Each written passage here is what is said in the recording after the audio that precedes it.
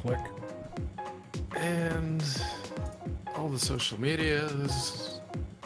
And by the time we switch to the tubes, it's not live. Oh. I just heard it bloop here. There we go. Now it's live. Oh no! It's time for another Linux weekly, daily, Wednesdays pre-shows and getting ready, getting the bits ready. We're talking about some Linux stuff. It is going to be terrifying. Probably not terrifying. Mildly amusing. Can we go? Can we aim for mildly amusing this week, guys? Yes. Mildly a thing. Hi, Earth Aaron. Hi, Rohit. Hi, Steve Husband. Hi, Katana Steel. Hello. Hello, Chat Realm.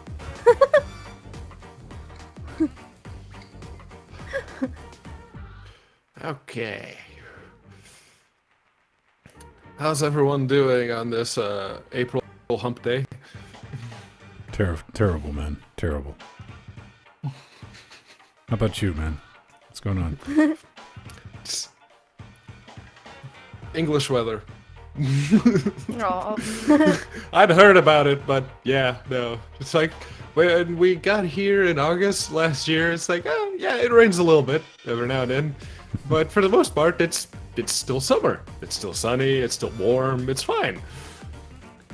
April, on the other hand, yeah. Well, I think outside of like rare exceptions, we're in that part of the year where you never know what you're going to get each and every day. Yeah. Beautiful spring day. I don't know, Steve. I don't listen, man. I Pedro, don't trust anybody who has live things crawling out of them. Hi, Blue Steve Husband again. Hi, Barbrandt. Yeah, apparently next week is going to be sunny, and we're going to get some 20s, so... Oh, wonderful. It's getting there.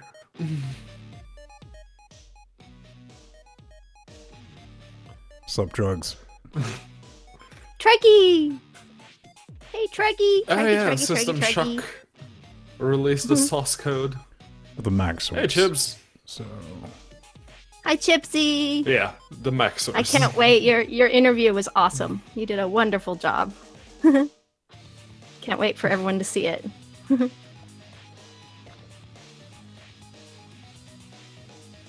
Oh yeah, poor Katana. He's in the hot part of LA. He's not where I am. Aww.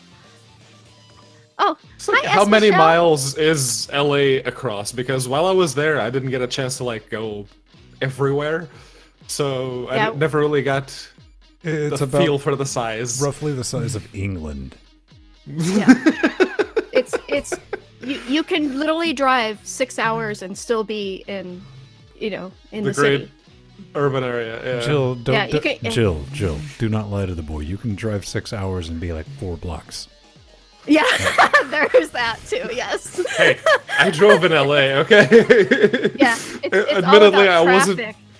Yeah, I wasn't. Like- While I was driving, I wasn't in the high traffic time of day, but yeah, no, it's let's like, that's see. why My I- uncle, he lived in Toluca. Oh yeah, inland. Yeah. Mhm. Yeah, we have tons of microclimates here in LA. So like I'm by the beach, and as soon as you go just a few miles inland, it can jump 10 to 20 degrees. So it's Yeah.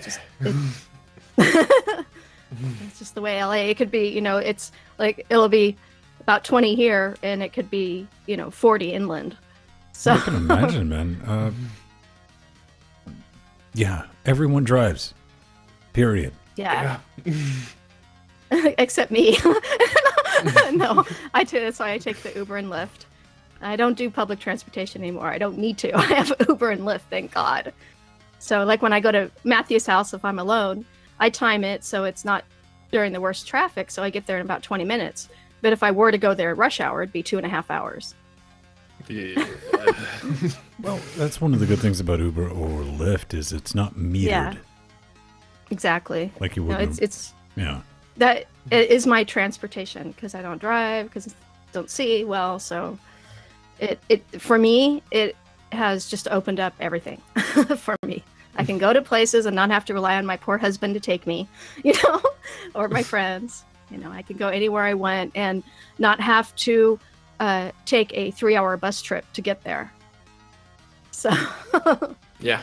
It's wonderful. Yeah, no, it's if I had a car here, it would take me about 10-15 minutes to get to work. Since I have to take the bus, it takes me an hour and a half ish. Yeah, exactly. Oh, and S. Michelle, my mug today is scale 9X. Scale 9X. And actually, I have every mug we've ever gotten from Scale. Well, this is the rare Oracle one, when Oracle was sponsoring Scale. So that's a collector's item. I actually have several. I always have 2 cups, so I have one I use and the one in my collection. Because I'm a geek that Oracle became the social faux pas of the Linux community. Man, Oracle is just like, hey man, let's copyright APIs. That's the thing now. I mean, Oracle only bought Sun because it had patents it thought it could use to get rid of Google. Yeah. So that was horrible. Listen, on one hand, I respect it because that's evil to like. It's like, all right, that's dark, man. I can respect that, dude. Really, come on. So somebody's already playing around with the System Shock stuff. Right on.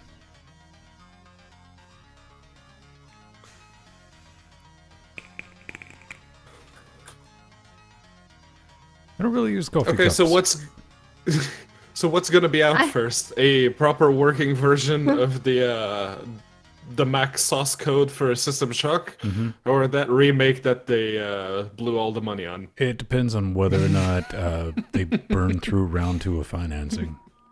Yeah, because that happened. I mean, I believe that happened because it tracks very well with. Yeah, we kind of had to let everyone go, and we didn't get somebody to give us more money. So we're going to have to dial it back to the original Kickstarter goal. Yeah, we already had kind of sort of something working there, so we're going to go with that.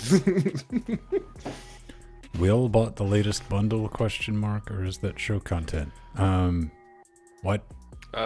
The latest bundle is a strategy bundle. Short answer, no. Long answer, no. I think there's only like 1 or 2 Linux titles in that, isn't there? There's the hipster pixely one with the animals. Can't remember the name. And Ratatouille. Okay, strategy. All right. There's a Planetary Annihilation. That's 1. Total War Empire. That's 2. And Tooth and Tail. That's 3. Tooth and Tail's no. Probably worth picking up just for the sole fact of somebody made an RTS that you can comfortably play with a Steam controller, not think twice about it. It was built from the ground up with controllers in mind, so yeah. I'm sure we have a link referral thing for that, but good luck. It's just a matter of copy-pasting the tag. Support.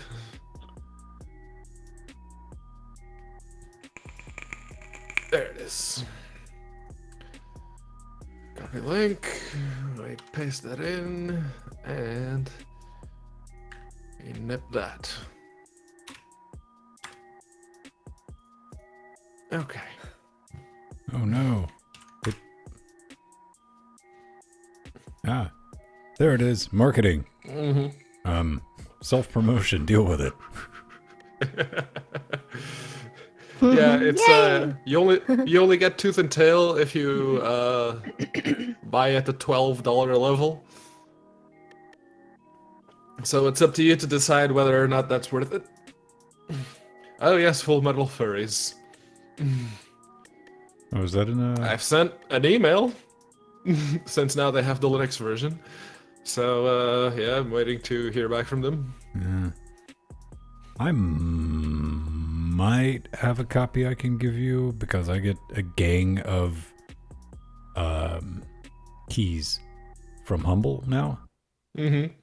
And most of the time it's not a Linux version. So I don't even pay attention. I think they might have. I'll check the emails if you want to play with it. I don't know. It's All right, fine. I'll give it to Jordan. I've already decided. Castle Crashers, hipster pixel Castle Crashers. I don't know what a castle. I know what it is, but all I know is the name. Yeah. It's one of those XNA games that could very well come to Linux if the developers ever decide to pay the Flibbit tax. Just run it through FNA. Jesus. Just drop FNA into the folder, replace as prompted, and compile. There. It's too hard, man. You think these people are rocket surgeons?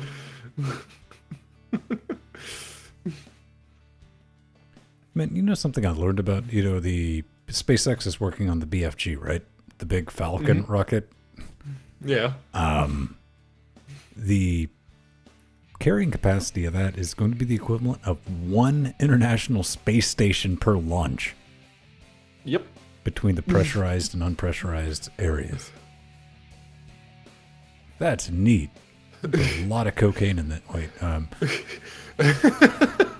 if people buy enough Teslas, Elon will have enough money juice to basically build a space station the size of the moon if he wants to. Then Blue Origin's getting ready to start doing some test flights again. If you want to pay 250,000 American to go into suborbital float around territory. I don't even know. I wouldn't want to be on the first one. That's definitely that's 1 degree of YOLO too much.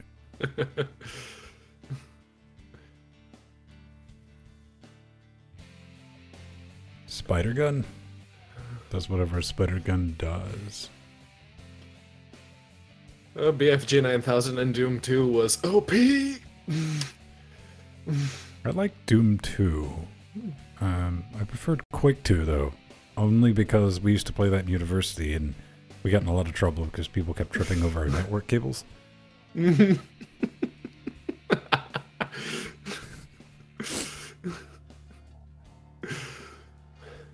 Let's see, Quake 2 came out 1998. That was a good year for video games. Good year for Linux, possibly, too. Yeah, possibly one of the best years for video games, in my not-so-humble opinion.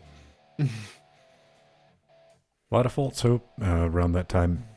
99, 2000, we had Loki porting very popular December titles. 97, okay. And that was rolling out. Then Quake 3, the beta for Quake 3 rolled out, had Linux support. I'm like, oh, this is how it is now. Everything's going to have Linux support these days. Don't have to worry. Then those dreams were crushed and we went back to the dark ages until... Until Humble rolled around.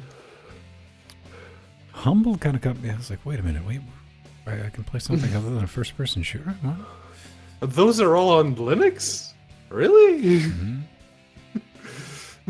Yeah, Chips, I think I have everything but heavy metal in a box. Boxed, complete kits. Not that I collect stuff like that. They were just all available because one of the brick and mortar toy stores had a little shelf and they were in there and they were all 90% off. Quake 3 tin box. So yeah. I genuinely walked up to that shelf and went, clunk. And set him down and he was like, you understand these all only work on this. Just shut up, take my money here. So yes, I'm one of those people.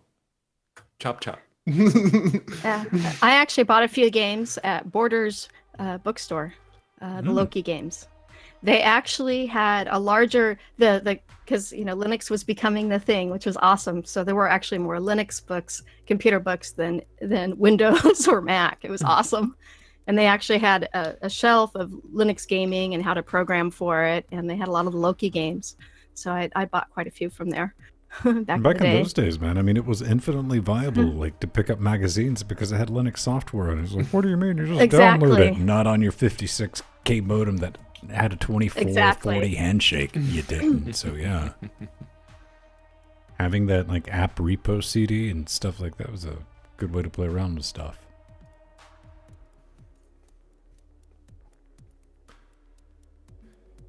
Thanks, Steve Husband, for reminding me. Heretic 2, built on the Quake 2 engine. Also played a lot of that. Heretic 2.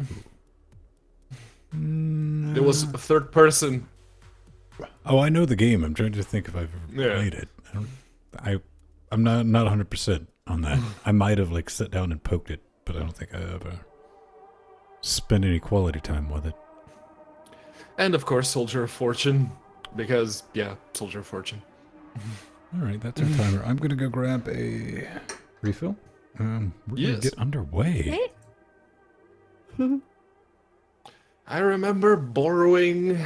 Someone had bought a one of the Loki games in university. It was the only physical Loki box I ever saw for Tribes 2? Oh, yeah. Yeah. Tribes 2. I remember really liking the cover art, but then just playing the game, it's like, oh, it's a strategy game. Ha. Well, it's funny. One of the rarest things I have in my collection is one of the how to program for Linux books came with actually some locate demos that you couldn't get anywhere else, and a lot of those, some of them were never released. And then there was Quake on there, which was a nice demo for a couple of levels. Yeah. But that was a rare book. I found it on eBay. I was so happy. Complete my collection.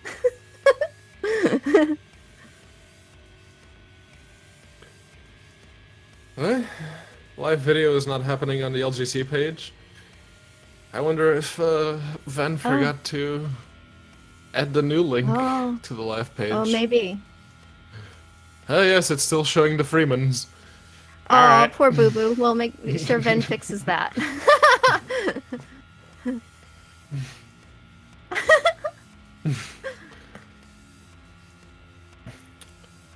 Ven, you're not gonna like this, but Steve pointed out another thing. No, it doesn't have his ears on yet. Yeah.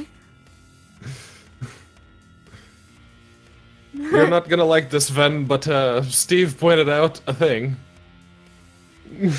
You didn't change the link on the live page to this week's show. No, I didn't. Rohit already pointed that out. And I started to change it, and it's like, you know what? If you're watching, why are you complaining about it?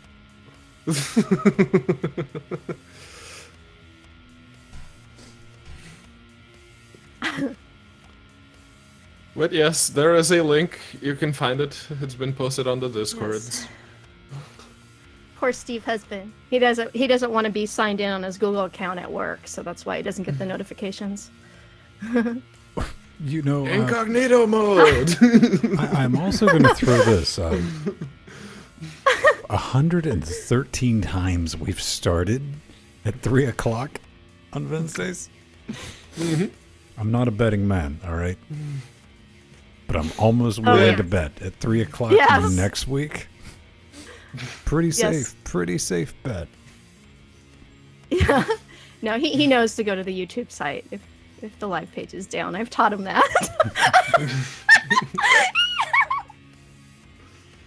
Poor Steve Husband's a little clueless sometimes. Ooh, calling you out live on the internet. Ooh. Gonna have to implement the fairness doctrine. Steve, you're allowed on the show next week for an equal time for a rebuttal. Yes. Because you just got called an old man?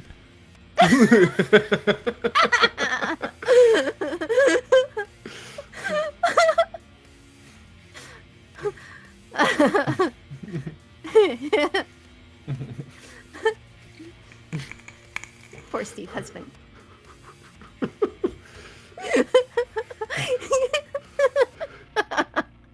All right.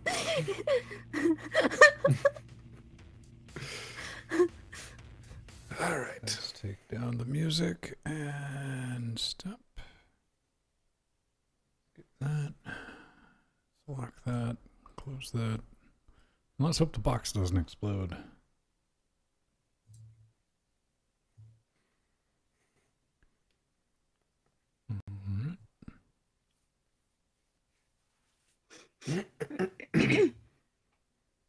Oh, let's put on our game faces.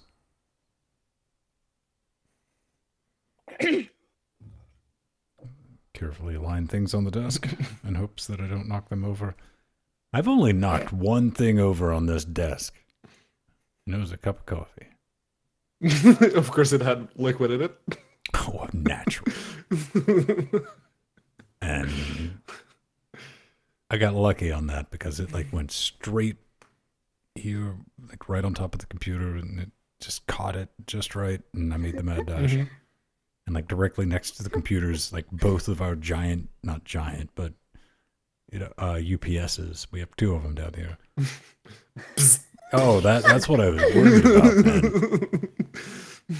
It's like I just immediately held down the power on the box to kill it. And it's like I can dry that out, but the power to the UPSs are run like one's got an extra long cable, and so does the other one. So, all right, let's do this. Boom, Yes. Boom,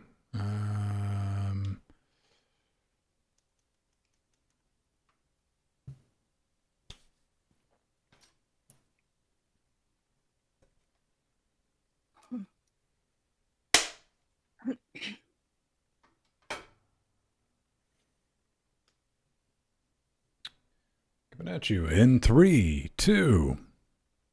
Slimbook put out an all-in-one, and Ubuntu Mate brings the final 1804 beta. System 76 sets up a chop, and Mozilla brings a browser to VR.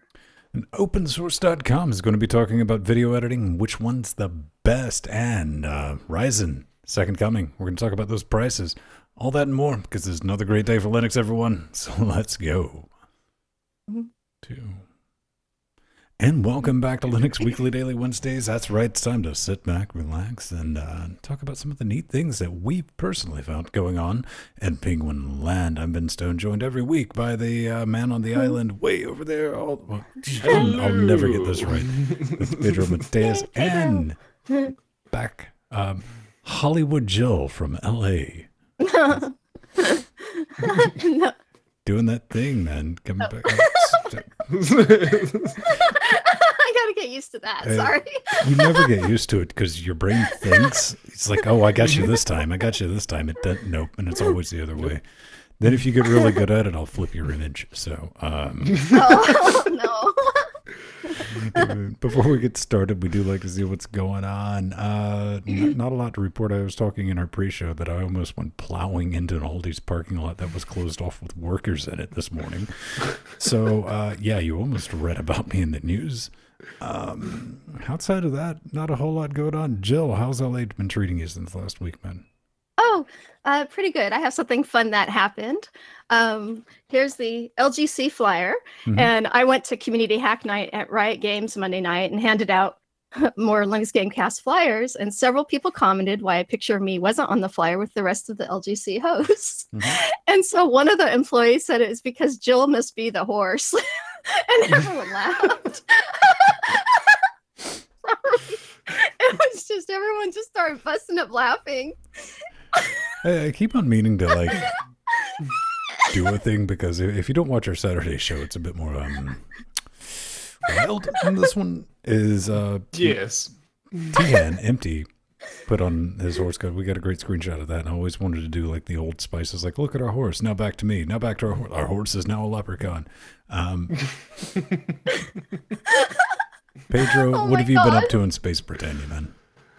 Not much. I've basically been looking at RAM prices because I'm trying to build the Steam Box 360, and RAM is still stupidly expensive. Why?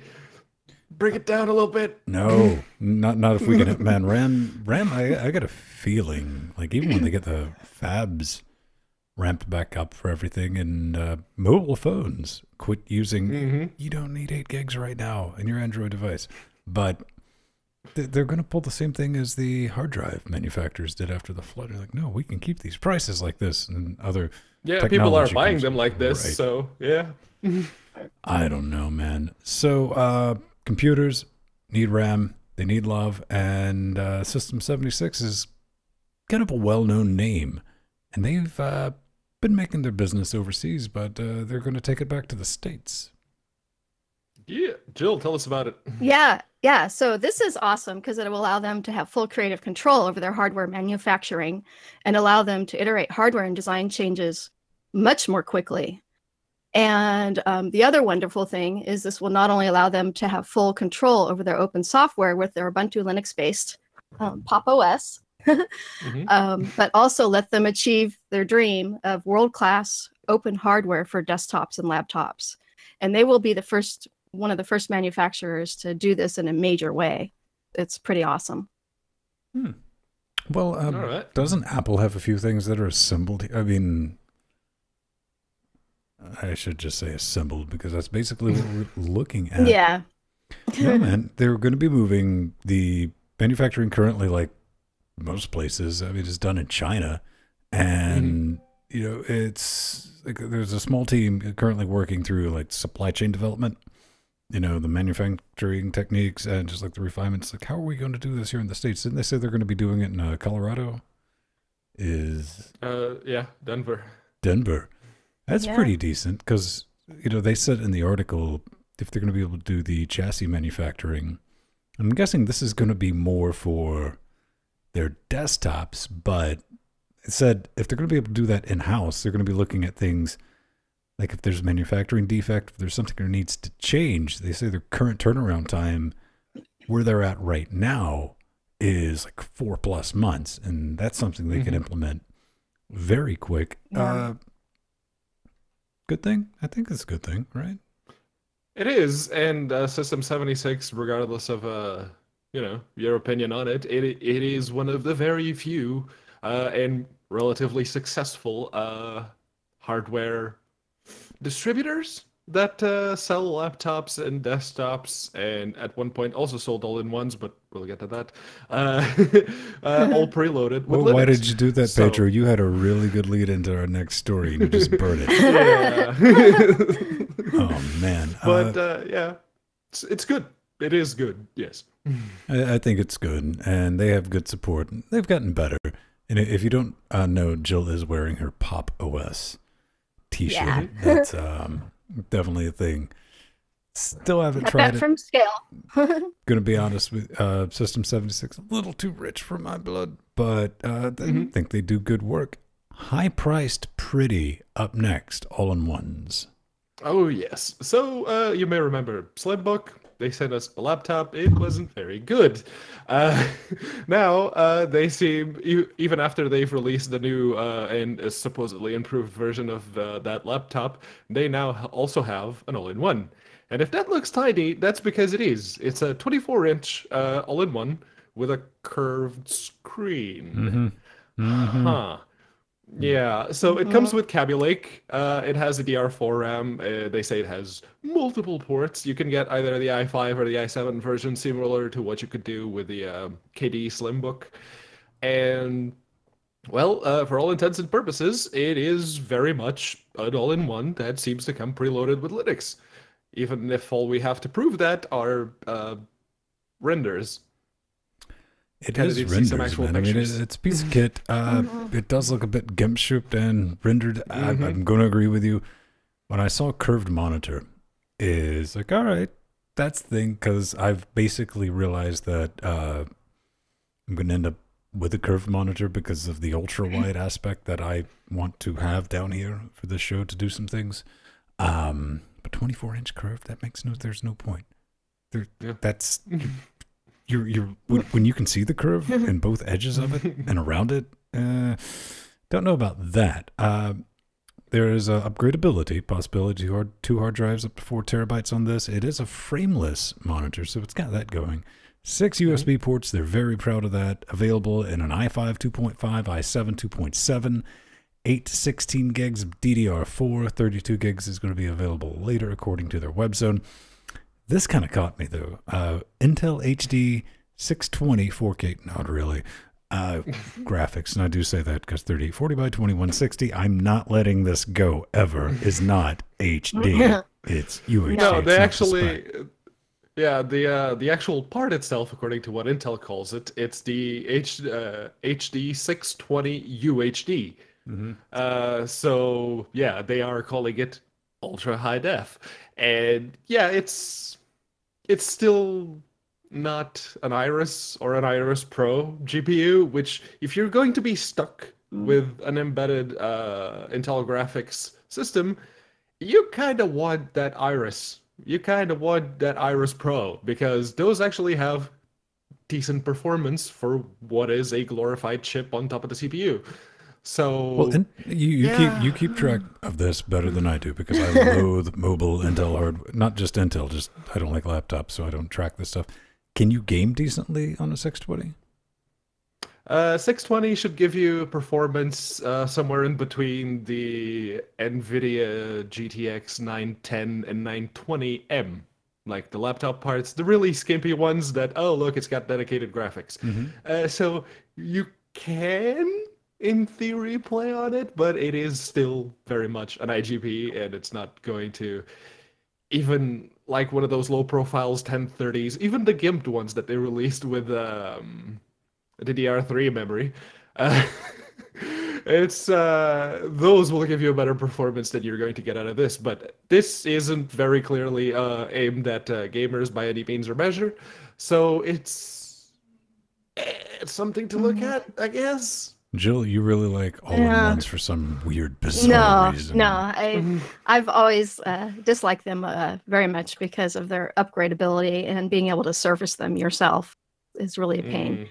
You can't upgrade video cards. Sometimes you can't even upgrade the RAM, and at least this one allows you to upgrade hard drives, but still, yeah, it's just not. Yeah, I always liked the idea of all-in-ones, but this one isn't selling me on it. Well, it's a grand 1200, depending on how you want to get it configured. It'll be interesting to see once they get out for reviews. I think you buy something like this because it's pretty, and I got to see one of these. I didn't get to see. I want to see one of these, an actual physical one sitting on actual physical stuff, to get an idea of what it really is going to look like in the wild before I even remotely going to comment on it. Because if it doesn't make with a pretty, then I don't. It is an IPS screen, I guess. In order to keep the cost as low as possible, they couldn't really go with an OLED or anything of the sort. So, yeah.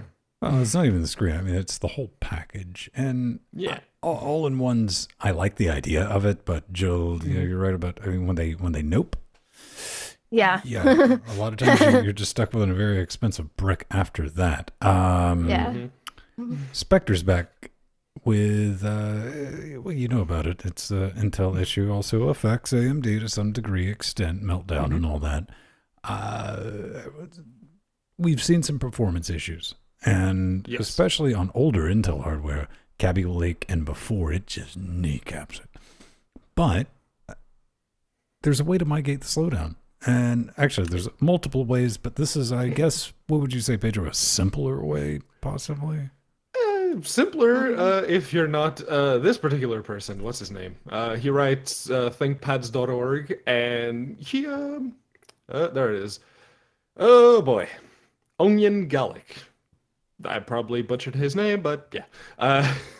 He's put out a bit of a kernel that's been recompiled. It's based on the 416 tree, and it's been recompiled without any of the mitigations for Spectre or Meltdown, because he has a ThinkPad X220.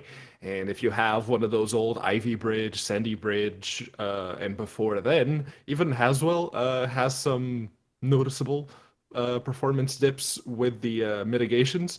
So he put out the 416-insecure kernel, which personally I think is a great tactic because no one is going to want to run a kernel with the name insecure, and if no one uses it, you can just nope it at any point, and no one will be any wiser. Well, listen, it's a brilliant, brilliant marketing strategy. I'm joking here, so lay off. Don't send the hate mail in, because even if it's like, well, I found a problem with your kernel. It's like, yes, it says it right on the label, insecure. I don't know with this. I mean, I've disabled some of the stuff but I didn't notice a big hit on I have a Ryzen 7 1700. Nothing that really like blew me apart. Then again, well, there was only one Spectre variant that hit AMD, so yeah. Well, true. And I do gotta say, I mean, like for me, I'm not Black Helicopter enough to worry about it, mainly because the system that I would most of my time spent on tablets and I'm plugged into Google. This system doesn't have anything on it. Like if you get a hold of something, oh no, you have a lot of video in your hands. So let's see. Probably not going to notice anything. With Spectre meltdown mitigation, you really don't even see that until you start hitting high IO. So unless that is going to be in your business, I don't see. But you can see. I mean, if his benchmarks are accurate, Jill, they look like like 5 to 7%. Jill, you still there? Oh yeah, yeah. The 5 to 7% slower. Right on. So what do we got up next? Up next, we have some more betas. Yes, this one is from Ubuntu Mate, and the final beta, 1804 Beta 2, since the final version is right around the corner, has been put out just ahead of the April 26th Pedro, release proper. Pedro. Yes. Do you like the color green? Not particularly, no. You better like the color green. Yeah, there's a lot of green, but it's Ubuntu Mate. You probably expect it by now if you've been using it. It's just a couple of theme changes away, and there's quite a few themes in the Ubuntu repo since this is now an official flavor. It is their third LTS since becoming an official flavor. Was it 1404 that was the first one, then 1604 and so on and so forth, or was 1604 the first one?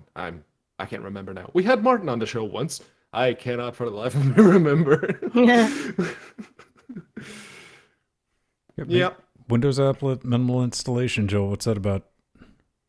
Oh, that's pretty awesome. That's new for 1804, and I'm so happy that Martin Impress Wimpy included that in Ubuntu Mate. And what it does is it only installs the Mate desktop utilities, themes, and Firefox, and is a great base for web and entertainment kiosks, such as for Kodi boxes and setting up dedicated Steam machines.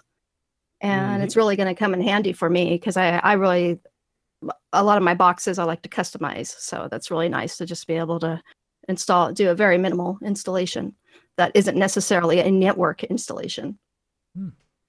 Yeah, I do like LTSs. They're fun to base on. I just saw that in the comments as one of them is, please return the colors and look and feel. Which the retort to that is the themes and color configurations have been moved upstream with GTK 3, so there's not really an easy way to restore. You better like greens, all I'm saying. I do like LTS. I haven't played around with Mate by itself. I'm not really a spin person. But yeah, I'm personally just looking forward to 1804 LTS. So, because I have a bunch of ideas and some things we're going to be doing on the back end technical side, because not a moving target under my feet. When I know we're going to be able to standardize on this, but it's probably going to be some nightmare growing pains doing with that. Pedro, you've probably spent some more time with Mate than I have. Do you recommend it? Yes. If you're one of those people who did not like GNOME 3, who thinks that Cinnamon is a little too bloated and there's tearing all over the place, because there is, if you don't like the complexity of KDE, if you think that XFCE is just a little too easy, then yeah, Mate is the perfect in-betweeny desktop environment. And they are very much based on GTK 3 now. So if the GNOME people keep messing things up, Mate will probably, most definitely, have to fork the base framework at some point. Not saying it'll happen, but they may have to. Listen, that'll never happen because people need something to rally behind. The KDE people need to have the GNOME people, and the GNOME people need to have the KDE people. So Firefox is thinking about, they're looking at this virtual reality thing, and that just might catch on. Maybe we need to get ahead of it. And they've announced open source AR VR web browser, Firefox Reality. Yes, that's what they're calling it. Now, there's a little bit of an article. All this will be in our show notes if you're watching after the fact, or more likely you're listening. And am I getting this right? If I'm just cutting to brass tacks on this, it's a web browser for your VR headset, period. Yep. Yeah. I mean, right now it does a little bit more than that. It creates its own like virtual space in order to render. But the idea here is to have like the floating windows. You have, say, someone puts out a desktop environment to work exclusively in VR, like what we talked about a while back. And maybe you want to, I don't know, God forbid, access the internet, and you need a browser for that. This helps you do that. So it is good to see Mozilla actually doing it, because can't let Google get too comfortable, even if they are already winning by a sizable margin. But you really, really want Mozilla in on this, I guess. I don't know, man. Here's the thing. With the AR, yes, absolutely. Things like this, because what do we all want? We all want contact lenses with Iron Man displays. 100%. Yes. Right. That just given. We're a long ways out, because currently I think our current gen, pretty much assure you, current gen technology with the new Vive Pro, there's a new Oculus coming out, or is out, and the gang of mobile, you put your mobile in them and strap them to your face organ. None of those solutions are comfortable enough to the point where you're going to be sitting there saying, man, I need to look at something on the web, and I'm not going to take this off. You're immediately you're looking for a reason to take it off, because it's like, yes, an excuse to take it off. Quite possibly. But thinking down the road to when we get there, it's nice to have this type of foundation. So I'm going to say good work on that. Yeah. Good work. And Jill, do you get any thoughts on this? Is this something that... Oh, yeah. This is something that they definitely have to implement to be at the forefront. And actually, I'm just remembering that the Steam VR app has the Steam browser in it that's VR. So, yeah, and that works pretty well. That was one of the first browsers for VR, and so it's logical to have Mozilla there too in that space. Well, I understand the logical part. If you encounter a game that you're playing a game or something, see, this is kind of the problem, though, is you got to think about I immediately go to games, as to, well, if you're not gaming in it, what are you doing? Playing with the IKEA app? IKEA app's kind of neat, I admit. It doesn't let you build this stuff, though. I'd probably pay a monthly subscription IKEA if I could just sit and play and build. And their AR stuff is really AR is where it's going eventually. But yeah, AR is the future. That's what I wrote in the notes. It's those shades that you put on with AR, and you get a browser like the Mozilla VR thing, and you walk out into the street because you're too engrossed in whatever you're reading, and a car runs by and hits you because you weren't looking. Well, that's an interesting piece of news. I think the only thing I will say, Mozilla, please support VRML in this. It'll just make me so happy. Old people know what I'm talking about. Actually, it needs to be VRML 3.0, because we've already had 2.0. That was a sad time in the 90s. It was called VRML 97. Yeah, it was quite miserable. A little bit more in the browser news. Open source Floss browser, which, what do you want to call it? Browser? Is that a good name? Yes. Fair name? It is literally a browser built on top of a fraction of a browser, which you would know as the Android web view. And they took the web view and said, yeah, you know this teeny tiny embedded browser that you can run for just an app and have like a single web page be an app, you know, the precursor to Electron, as it were. Let's make an entire browser out of that. I can't help but feel like that's defeating the purpose a little bit. Just a little bit. Yeah. Hey man, it's open source. And It is, yes. you're using this, or you're using Chrome. More than likely, you're using Chrome. Firefox, which Firefox runs rough on mobile, or Dolphin. Dolphin's still a thing. I still see like people I don't consider savvy like crack out Dolphin on their mobile. I was like, where'd you hear about that? I guess it shows up in the Play Store. Screenshots don't look bad, and here's the thing, though. Here's the thing. This is like a genuine issue. I mean, to me, this might be one of my little bizarre moon issues. This just needs to stop because having too many browsers and the Android browser itself, how many times have you clicked on a link inside of an app and it's like, I can open my own browser window. Look at me. And I render everything wrong and nothing works. None of your passwords are. Look at me. I'm special. And it's like, listen, app. You got too many chromosomes, buddy. Just give me an option. Let's just launch Chrome all the time. Quit trying to be a Swiss Army chainsaw. Yeah. Jill? Yeah, there's already so many browsers. I like to use Dolphin because it's really fast. But it is nice that they're trying to make a more streamlined browser. It is. Why did you start using Dolphin? I'll tell you exactly why I started using Dolphins, because it supported Flash. Exactly. Yeah. Believe it or not, there was a time where you had to have the transitional years. I would say, what, a year and a half, 2 years? Yeah. Yeah. Everything got over to HTML5. 2013, Yeah. 2014, yeah. Dark times, dark times. One good thing Apple did was killing Barry Allen. Good move on that.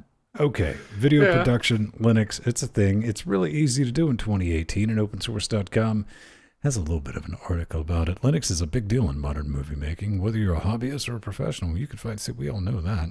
But they kind of roll through what they consider to be the good independent open source and professional video editors. Their top pick, obviously, I mean, this is not a hard one to do, and rightfully so, KDN Live for your more anything more than basic. But I'm going to be honest with you, because the second thing in this article is the hobbyist pick, and it's OpenShot, and I'm sorry. OpenShot 2.0 is just not usable. It's not bad. That's just a bad example. But it does continue down to Flowblade. Perfectly usable. Very simple. Haven't played around with it too much, other than I've kind of thrown just a couple of videos. If you just need to stack some things, trim the ends, you're good with that. Blender's also an option. If you look, the Emacs of editors. Genuinely hate yourself that much, Blender can also make games. So yes. I mean, for that matter, there's a video editor for Emacs. Of course there is. Of course there is, man. And Shotcut. Shotcut I've not played with. It's one of those meaning to. Jill, you've played with it, maybe? Yeah, it's pretty good. It's not, quite as powerful as like Flowblade or Kdenlive, Live, but it does a pretty good job, and it's stable. Let's go. So it's like kind of like iMovie. Then they have the non-open editors, which the two editors I would consider, we have two professional quality editors, Lightworks, and Lightworks is the one that you can get absolutely free, and it's useless unless you buy a gang of plugins from them. Yeah, exactly. And then we also have. Go ahead. Oh, or the nice card to do sound. Well, that's DaVinci. Yeah. DaVinci is completely... Oh, you were Lightworks. Sorry. Yeah, Lightworks, it'll work. And DaVinci, yeah, okay, if you want, but if you're going to be doing video production, you're probably going to buy a Blackmagic card laying around. I mean, serious pro-level video production, because I could... Here's something I'll argue, man. I mean, the two pro editors, those are your two pro editors on Linux. I mean, the like running gag in the KDN Live forums is like, it's time for the yearly, can we get native 10-bit support? And, you know, and the ability to easily import, you know, red R3D files from red cameras. That would be nice. And then there's always like, it's time for this thread again every year. And yeah, I know it's a limitation MLT, but that probably needs to get sorted, because I mean, you can export 10-bit ProRes. But that's just padded data. It's not a real thing. And Jill, you bring up the argument that hit me broadcast standard is still 8-bit, and most TVs are still 8-bit, except for the new HDR sets. So it's gonna be a long time before the standard moves over to 10-bit. So for broadcast, 8-bit is just fine. Well, you say this broadcast, and I think anyone under the age of 30 is going, "What's a broadcast?" Oh. Okay, we're doing that right now. Television. You mean like Netflix that's doing 10-bit HDR, or you mean the thing people watch, or the thing? Oh, my grandma has some broadcast. Yes. She keeps it in a over the air television or cable. 1080 or satellite. Right. Yeah. Exactly. Yeah, I don't know, man. I will eventually be playing around with the DaVinci. It's just a matter of doing it. We used OpenShot for years, and what I say about OpenShot not being terribly useful, I don't say lightly, because we did hundreds of episodes with it, and I did not look forward to moving over to KDN Live. Nothing against KDN Live. It's just got to completely redo a workflow. And but it's been fine. It works for what we needed, and I would recommend everyone get familiar with it, because I would say KDN Live is friendly enough to use, and it does have the advanced features. I made a little video a week ago for patrons, and they got it a week early because they are supporting us. Thank you. And I released that publicly, and 2 people from the KDE and Live project was like, "Hey, it's good to see you're using our software." And someone else came in and was like, "Oh, by the way, if you're going to do a dissolve," I'm just going to free tip from old man. Then, if you're doing a dissolve transition, let's say you have video, and they're overlapping. If you just click in the lowest corner of whatever that is, and you just tap on it one time, it instantly adds a dissolve effect. Yeah. Nice. I do that all the time. It's like, oh, now you tell me. Now you tell me. Okay. Thanks. Kind of walked around the house going, how many hours have I spent? Yes. Right click, dissolve. No, not solve. Dissolve. Good. There we go. Transitions. Yeah. Okay, let's keep the video editing train going down the tracks. Handbrake news. If you don't know Handbrake, you get done with the video. Sometimes you might want to split it out into different formats, or maybe you just need to rip those DVDs you have laying around and automate that business. Handbrake 1.1 Not is out. Gang new updates, improved Apple TV 4K support, improved QuickSync support. Hey, look, they've added 10-bit H.265 gel. Yes, but it's that same upscaling. Yeah. Yeah. But the big one that I was looking at is they've redesigned the UI. They've made it more, how would I say, compact? Yeah, maybe? compact. Let's see if we can get over here to all to get some of these beautiful images. That looks a bit more crammed together than it was. And long as they don't end up gnoming it, sorry. Judging from the screenshot, the Mac screenshot, yeah, that looks very gnomish. Well, it looks the same. Yeah. I mean, outside of the blue widget sets of widgets, outside of that. But the presets pretty much all seem to be in line. They made some changes under the hood, didn't they, Jill? Oh yeah, definitely. They updated all the libraries for all the video and audio codecs, which is wonderful. In fact, that's where actually the major changes are really made, because that's what improves rendering performance, quality, and speed. So I'm always happy whenever those libraries are updated. Yeah, I definitely use it for this show and for a Saturday show, because we'll export a lossless mezzanine file, which is between like 75, 90 gigs. We use Handbrake to break it down into 720p and 480i, well, 480p and 480i. Oh, awesome. Yeah. And those are the ones that are available to download, and I'll make a version to feed to YouTube so it ingests it, and very nice and happy. So I'm glad it's not currently updated in the PPAs right now, so you can think about building it from source like I did. I cloned the Git. It's like, okay, let's see. It's like, yeah. Do you want to get QuickSync up and running? Because you might have to get QuickSync up and running. QuickSip? Because, yes. Is that like, is that kind of like grip and sip? Yeah, it's like a sippy cup, but for Handbrake. But yeah, no, it's one of the things that I noticed that jumped out at me. It's like, oh, proper QuickSync support. You don't need to basically trick the CLI client to use the VA API with QuickSync enabled library, and it just picks up on it. It's like, oh, you have QuickSync enabled. Neat. Zip. Yeah. Good to know. One last little bit of video stuff. This is Intersubs. What's Intersubs? An interactive subtitle for MPV. Instantly MPV. That's a name I haven't heard. If you don't know, that used to be how people used to watch the movies on Linux, but it's still around. It's a thing. Instantly translates selected words and sentences. What could go wrong? No, man. Purple monkey dishwasher. Purple monkey. Oh, unfortunately, Google translations on YouTube videos, the automatic translations has gotten better.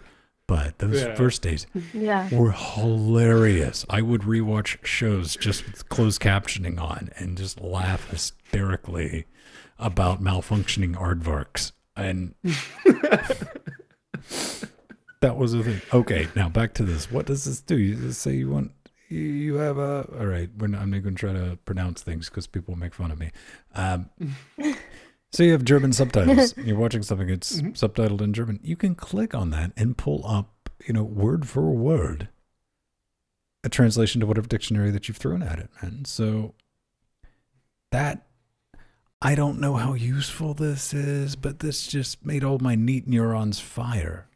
It's like, this is pretty cool. It doesn't, you need not 0.27 at MPV, Python 3, Qt, let's see, NumPy. Lua, yeah, why not? And you don't need the local dictionaries because, hey, guess what? It can use the Google Translator. So that saves you a lot of hard drive space, and it's just you mouse over it, and the little tooltip's gonna go.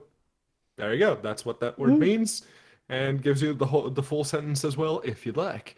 So yeah, no, this is awesome. I think maybe that was it. It's a unique way to go about learning a new language. I usually listen to technology podcasts. Like I listen to Le Rendezvous Tech. And because there's enough words that I already know, tech-based, that then you start decrypting it from there. This is a very fascinating way to go about doing it. And it's available on the Linux. We don't have to worry about it, Jill, because there's only 6, possibly 7 Linux users in the world. Yes, there are 4 Linux users in the world. No. Okay, I just want to point this out. Sorry to cut you off. If you're watching the video, go watch. I have the script blocked because it's ZDNet and they want to autoplay the video. Oh, yeah, watch while we're talking. There it goes, right there. The web page is seizing, trying to get the videos to play because it's been blocked. Yes. I'm sorry. That was just an aside. I find it amusing. People quit doing that.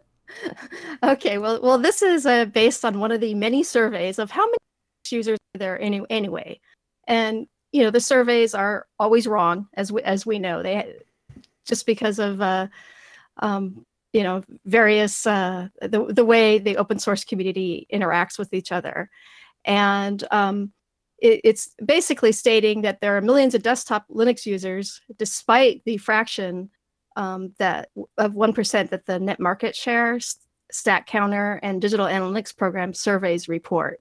They can never be accurate. And one of the reasons is that these surveys never take into account, nor can they accurately count, one of the many ways Linux is shared via flash drives, ISO copies, optical media back in the day, and virtual machine installs. And in this way, one download of a distro can result in hundreds of desktop installs. And then also, not all Linux installs, like many Raspberry Pi projects and render farm networks, for example, are necessarily connected to the internet and can be measured by web browser usage. So there's all these, there's a lot of us desktop Linux users out there that don't get counted. And also we're, being tech savvy Linux users, we know how to block the tracking methods used to generate the numbers used by these surveys. So, I've done it. So, but anyways, it's, these surveys are never accurate, ever. Lies, damn lies, and statistics. One thing we know from doing a gaming show for the past 5 years is Steam numbers are junk. Oh yeah. We have people like taking screenshots and celebrating and launching fireworks whenever they get the survey. It's like, oh, look, I got it. Correctamundo, 100% on that. It's like, what? The mythical, like a golden ticket, a Steam survey, which you can almost guarantee triggering it if you install Steam on your Linux box and a new wine bottle. Oh, yes. Yeah. It's like, oh, is that a new installation of Steam? Boom. It was 4 years before I had one. And this is not a dual booting box. This is just that box. And I've had one more since then. Have you even gotten one, Jill? I get them weekly. I have about 6 different gaming machines I run, and I literally get them weekly. And I think part of it, I was signed up to the beta program of Steam when it came out. So that might be part of it. And then I always ran the beta versions, but I was also submitting bug reports to them. So maybe that's why I got on the list or something. So every week I get a pop-up. I think it's your account logging into different hardware or what it perceives to be different hardware, like, say, wine.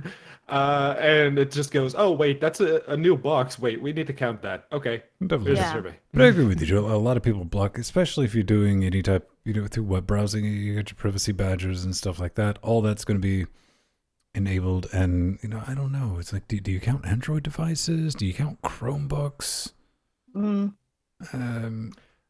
Well, they do, and even though Chrome OS is it's still Linux, an emerging market. Yes, it's an emerging market is where I was going with that. It's they've already been outselling Windows and Mac laptops on Amazon for the past several years. Hey, listen, they've made inroads, Chromebooks into education, but those days are over because Apple's released a slightly less expensive, overpriced iPad with a big jumbo crayon. So Chromebooks, you're dead. It's not £1,000 for the iPad Pro that they're putting out. Yeah, it's $899, but sure, yeah. I don't know, man. I would wager 1 or 2%. If you just go by how many people do you know personally, like in meat space, that run Linux, and I would say 1 out of every 10 people that I hang around with. But then you got to realize, you start tracking back that, and it's like, but the type of people you hang around with is, there's also that. See, the type of people I hang around with, I'm the only Linux user. Hey man, I know somebody whose grandma runs Linux, but stick around and you will too. Before we get out of here, 2 last little bits. One, we mentioned this a couple of weeks back, maybe a month or 2 back, but it's finally going down. NVIDIA is going to be dropping mainstream support for 32-bit operating systems this month. That's right. And I didn't have time to get the graphic from the dude from Jurassic Park going, NVIDIA's dropping 32-bit support, screaming it out loud, and like looking back, he's like, see, no one cares. But we thought we'd mention it because maybe, just maybe, it will affect someone. I really want someone to write in and say, hey man, this is, legitimately going to affect you. Not, I don't want to install a 64-bit OS, even though I have a 64-bit capable CPU. NVIDIA's not the problem there. Do we? And go ahead. The the big thing here is the generation of GPUs that they're cutting out, basically. It's the newer drivers, the 64-bit only drivers, don't support for me. For me was only a couple of generations ago, since for me we had Kepler, we had Pascal, we had Maxwell, then Pascal, and Volta and Ampere are going to be coming soonish. So yeah, it's dropping for me is significant for me. But then again, if you are running a for me GPU, even on Linux, you're probably better off with the Mesa drivers. To say. Yes. Possibly. And maybe this will help them out because I played around with that beta driver that they just released. That thing's junk. Do you want the latest 390 junk driver with the added ability not to be able to run Vulkan correctly? NVIDIA's got the driver for you in the beta branch. You might want to go check that out. They have been pooping the bed lately. Anything to help them get that sorted out, man. Jill, do you have any old Fermi-based stuff that I saw? Mr. Alert's like, oh man, I got one of those. Yeah. Yeah. In fact, that's his main card is a Fermi. What series was the Fermis last? 400s and 500s. 405. Yeah, 400 and 500. Yeah. 455. Nope, I don't have anything. Guys, I was going to say, you were going to get a free video card, Mr. Alert, but I don't have anything that new. Aww. It's like, I know I got like a 450 and a 480, but I guess that's like for me too. So. Yeah, those are for me, yeah. Yeah, and I have a 5 series, but also for me. For me. Sorry, man. Listen, it was a thought that mattered, right? 600, 700s or Kepler. I know this isn't a weekly, daily hardware cast, but we do want to give this a mention because a lot of us are running AMD systems, especially lately the Ryzen systems, and the Ryzen 2000 series price is listed on Amazon. Stupid cheap. Oh yes, better than even cheaper than originally reported. Correct, man. Starting with the R5, the 2600s at $200, the 2600X, $229, the Ryzen 7 2700 coming in at $299, which is less than I paid for the 1700, not the 1700X that we're currently running, and the Ryzen 7 2700X with the Wraith YOLO Blinkatron cooler of annoyance, $329. That. Yeah. If the 2700 or the 2700X drop to like 250 pounds ish, I don't even care. That 1600 is going to get an update, whether it wants to or not. Yeah, $299. Yeah. I'm going to be building a Ryzen rig when the series comes out. Definitely, it's time. I mean, I already have 16 core machines here with my Xeons. I've got several Xeon servers and Blade servers and whatnot for rendering. But it'll be nice, if the AMD is so much cheaper and nice performance. I want to pretend that I would be on the lookout for the 2700.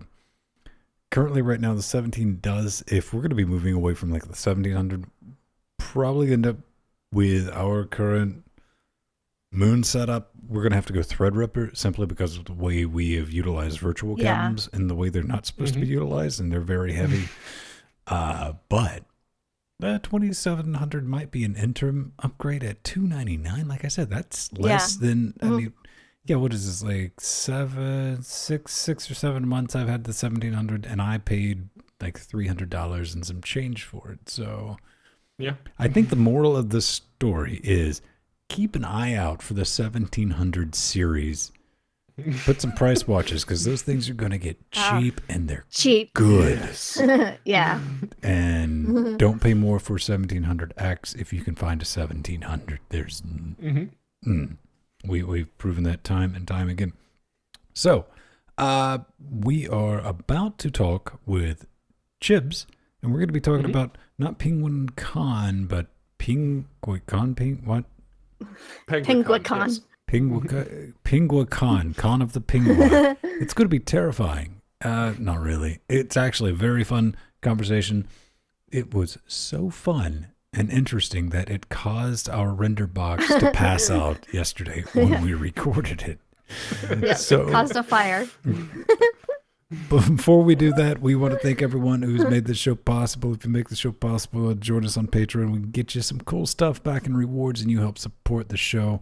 If you've been thinking about it, maybe it's like, hey, man, let's kick these crazy kids a few bucks. Head over to linuxgamecast.com/support. We got the Patreon, as we said. Love everyone do that. You get access to a couple of neat things. One of them is our little super secret hideaway, which is not because there's like 100 people in here. It's our Discord server. That is a very fun place to hang out. I finally got around to adding the LibrePay thing, which we've had as a thing for months. So Amazon affiliate links. Thank you everyone who's shopping through that business, all the countries. That is available. They need to add Space Australia. We could do that. And we have a wish list if you want to help us do the cheat mode on this little $2 studio that we're trying to stick together with tape and bubble gum. That's very awesome. Newegg affiliate links and Humble, along with PayPal and cryptocurrencies, because magic internet money gets stuff done too. I think at last check, $127 we've raised through charity with people purchasing stuff through that Humble link. Thank you for that, because we do get a cut.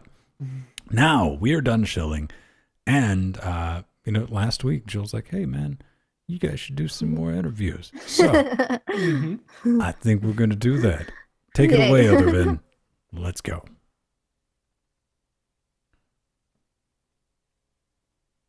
Boop, boop, and we got that. Really should go put on a white shirt, but I'm too lazy. Just to break continuity. Just, There's a break of continuity, like the laundry isn't here anymore. Oh, okay. Okay. Thanks, Othervin. That was fun. I have no idea how that's going to be cut in, ladies and gentlemen. It's probably going to be very strange, and I do like strange, but hey, man, strange always gives me a bit of an appetite. Yes, and nothing satiates that appetite like some pie. Pink pie, a la mode pies, and three babes bake shop. The pie hole? Oh, of course it's in LA. That's all right. Never mind. Coming up, man. Raspberry Pi micro SD card performance comparison, the 2018 version. Jill, you wrote a gang of information about this. Yeah, well, this article talks about the best micro SD cards to use that are the fastest with the Raspberry Pi, and the standard Samsung EVOs and SanDisks and whatnot.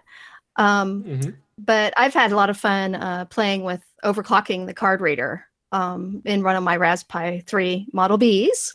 Actually several years ago when it came out, and I was doing that to increase the read speed of large video files, and I noticed actually a big jump. It was like 15 to 20% speed increase on a Samsung EVO Plus.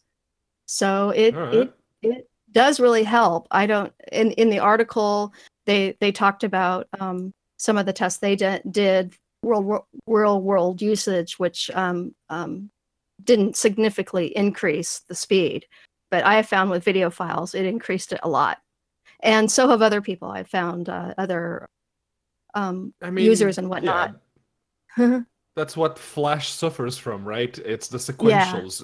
If you're talking about sequential speed, even a hard drive is faster than an SD card. Yes. Yeah, definitely. But if you're talking random access, which is like saying loading a more complex thing like an operating system, something like that, those random IOs, you're not going to see as big an increase if you're going to go full Jill and overclock the card reader on your Raspberry Pi.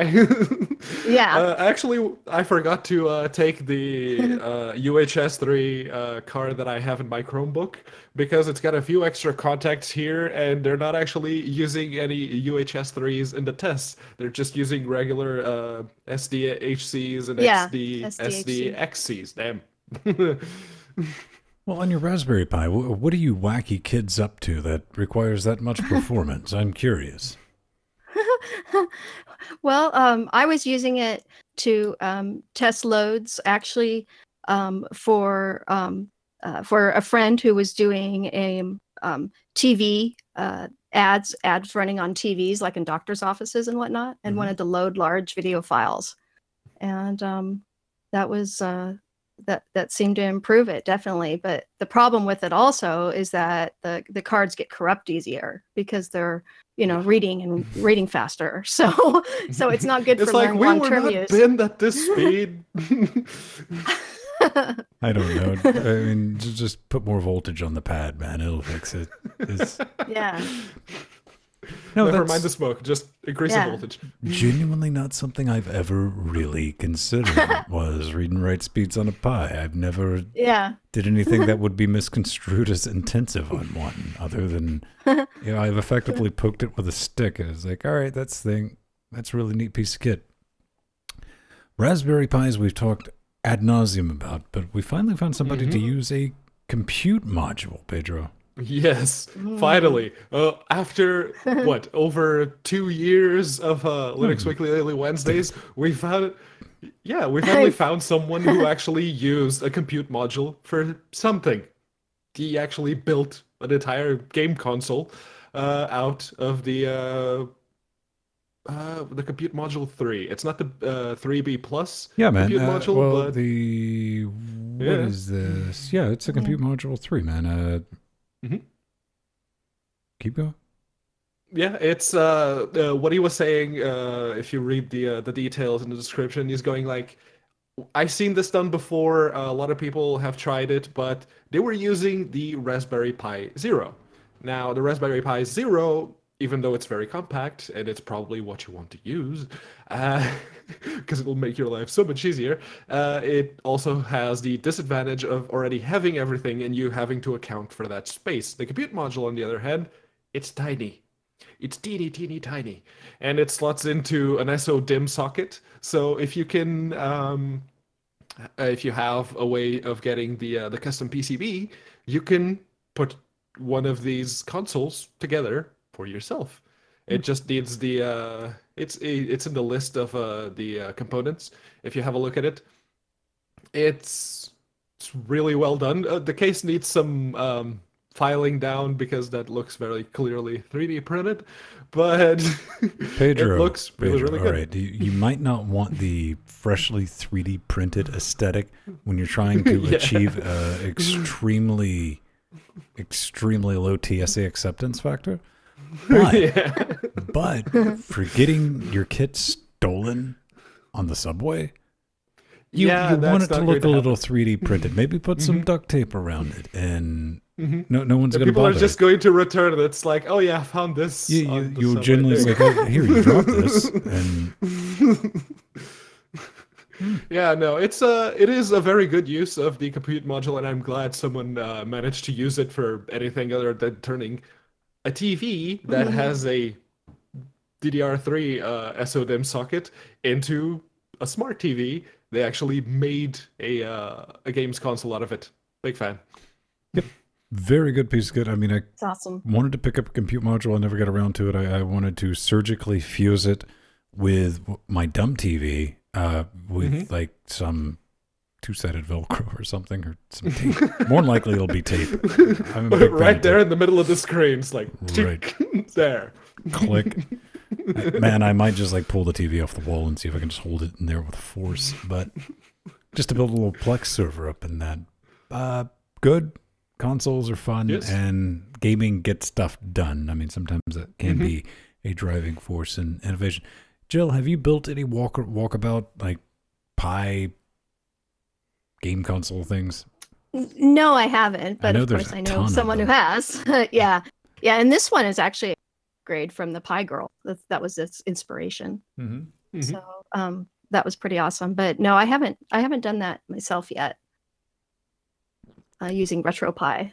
Never been into. But I know a lot of people have. Mobile gaming so much. I have the original Game Boy. Yeah. Well, I think I still have one. But I had a Game Boy Color.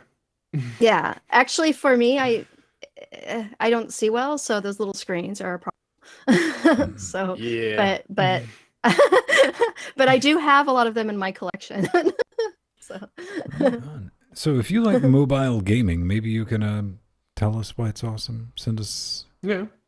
Or if you've built one such project yourself, send us some pictures. We'll be happy to take them. You can send all that fun nonsense to linuxgamecast.com/contact, or you just hit the contact button and make sure to pick LWDW from the little drop-down box. But Pedro, this is a form on the internet. How do I know that you're not stealing my data and you're not the Facebook too? Booga booga. Well, we don't really keep your data. You just need to give us an email that resolves, because if it doesn't, the contact form is just going to go, yeah, no, that's spam. Seriously, ladies and gentlemen, that's a contact form I stuck together. I'm not that smart. So no, it's not stealing your data. It's a good way to get a hold to us. I do want to mention again, best way to get a hold of me is not through Twitter DMs. Nothing personal on that. It's like maybe once every 2 weeks what's that up there? And if I don't... When does it have a 99 on it?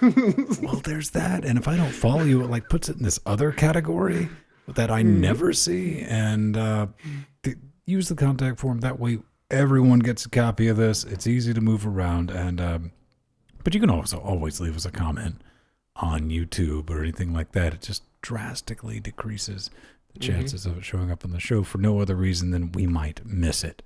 So, 2 little pieces, starting off this week with our favorite topic, and I don't have the Arch Cup with me. It's on holiday.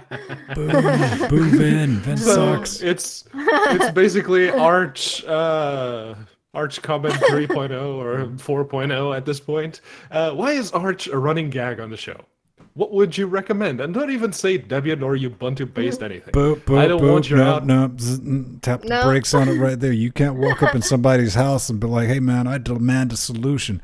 But you can't offer my solution. It can't be this solution, though. The obvious solution, you can't use that. Okay, I don't want your outdated makes me hunt for components to compile stuff nonsense. Have you ever used Arch? There is a reason I ditched Ubuntu-based distros in favor of Manjaro. Oh, you used easy mode Arch. Okay, but please change my mind. I want my mind changed. Also, Strider does not get to answer these questions because he is a Ubuntu kid. Ha! No, he's a Pop OS kid. Ha! Yes. You know, limiting my choices to non-Ubuntu-based distros, soulless. Slackware. Yeah, I was just going to say Slackware as well. Because it's or Gentoo, if you want to Gentoo, I say, you see, Jill, they know about Emerge everything. They know Gentoo, and that scares them off.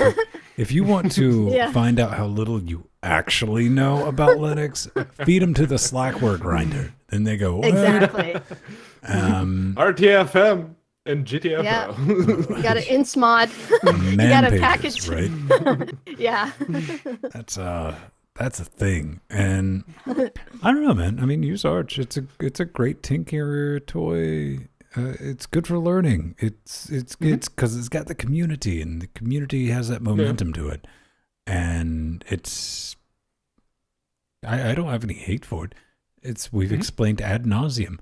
Arch users, even Arch users agree. They're like, yeah, you're talking about those Arch. Yeah. We know they're there. We just don't mention them in polite company. Yeah. And that's is like if an Arch user also does CrossFit, what do they tell you about first? Those people.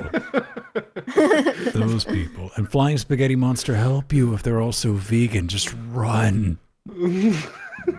You'll never hear the end of it.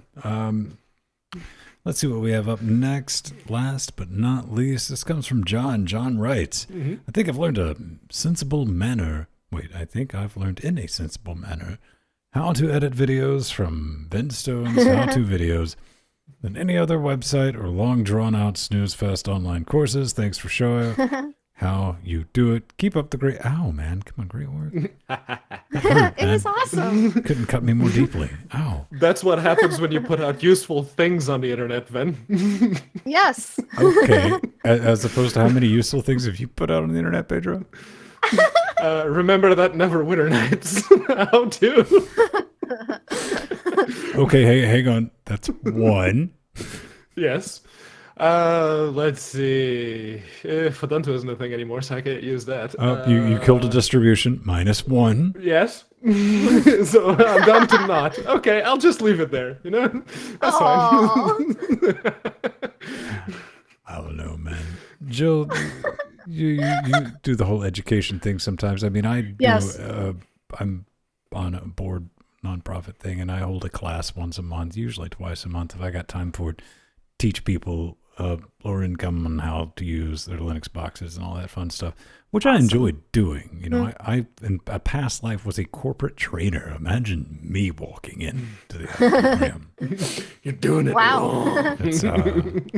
That's a thing. But I enjoy doing. I don't do it intentionally though. It was because we did that video, and that video was. This is how we do it. We don't have any secrets or anything like that. Maybe you can take this nonsense and go, oh, okay. It's basically, listen, here's what it is. You're like, if Vin can do it, I can do it. It really should be what it is at the end of the day. But it's a learning experience, like with the virtual cams and stuff that we've stuck together and figured out. Putting these shows together, I think everyone should be able to get a hold of that information. There's no point in going, no, mine. And no one benefits from that. It's the open source community. It's about sharing information. It's about sharing how you got something to work, how you got something to run. That's the core thing. Mm-hmm. Information. That's what it's all about. Yeah. That's cool. We're not going to end on anything better than what we just did. So we're just going to tap the credits and say thank you. Ending on a positive note. Hey. That's what I'm saying, man. I mean, just get out while you can. and hopefully I won't have any more power outages. That's what I was dealing with. I was having a lot of brownouts.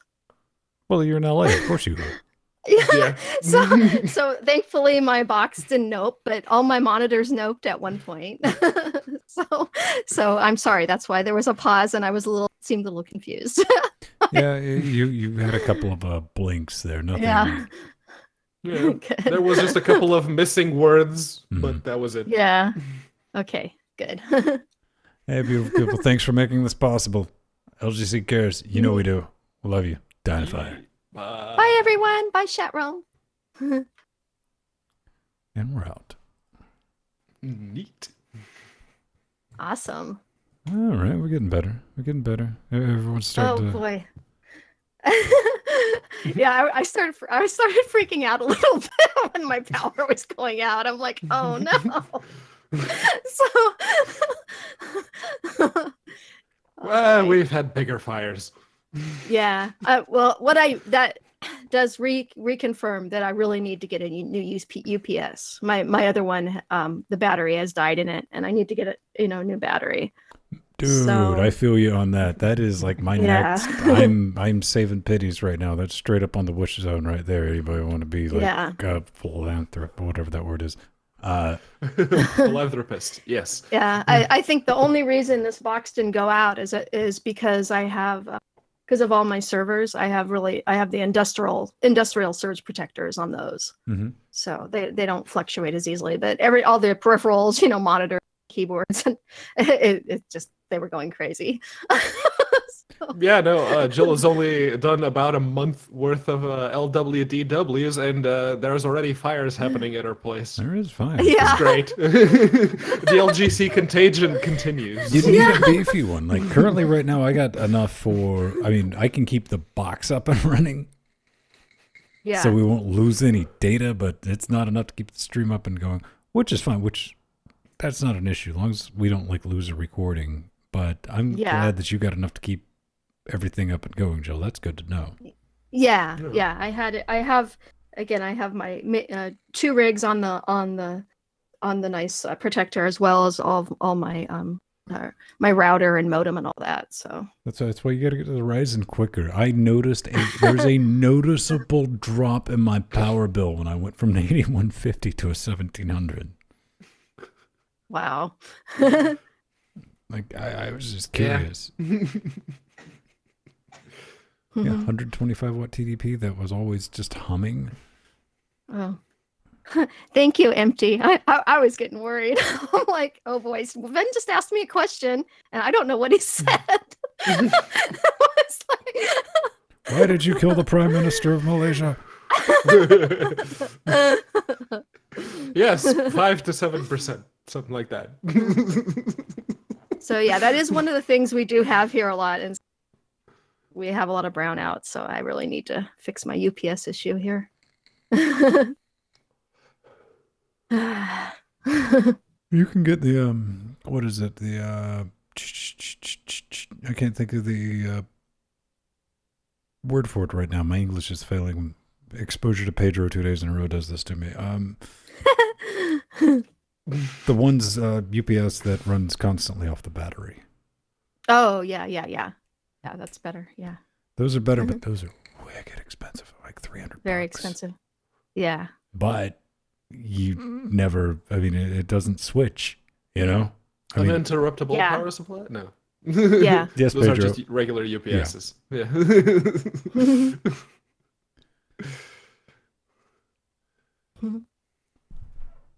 I know which ones you're talking about, but it's gone. Your Steam key's wrong, man.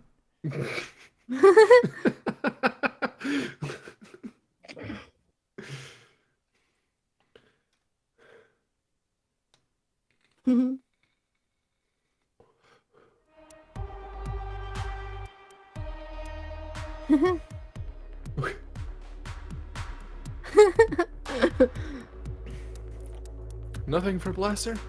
Nothing for Blaster, man. It's not even Blaster Master. Anger Blaster. I'm Boba the Fett. It's Django, but sure. Well, CGI Django, anyway.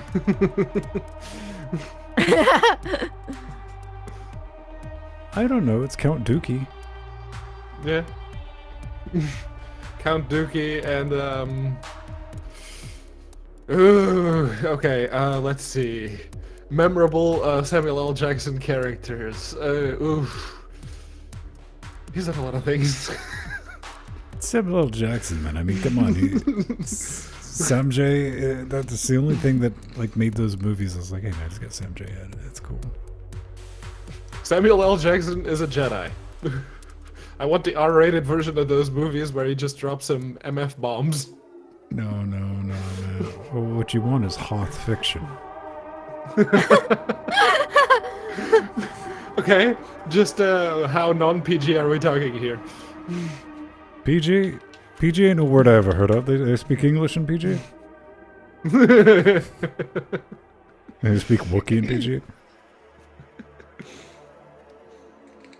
Oh, man. I listened to two people like getting a straight up legitimate argument about Chewie's age 2 days ago. They're like putting the books that are not canon anymore. He should be it's like, no, in the books, he shouldn't be alive. If you're going by the books. McGregor? What? Ewan McGregor. No, it's not Ewan McGregor. Oh, didn't Conor McGregor try to kick a bus's ass?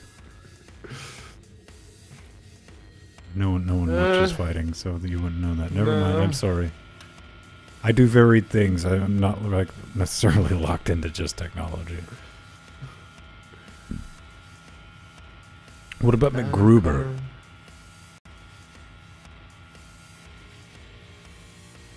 With pussy criminal pals hours before violent attack on UFC fighter? Hey?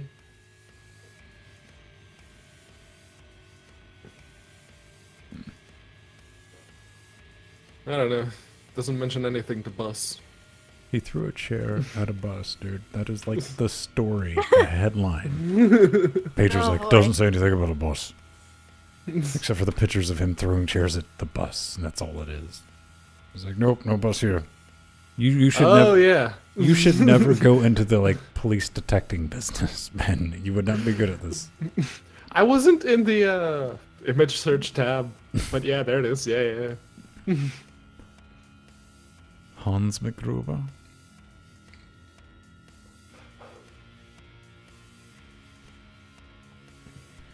Oh, Brandon is back making a new video game.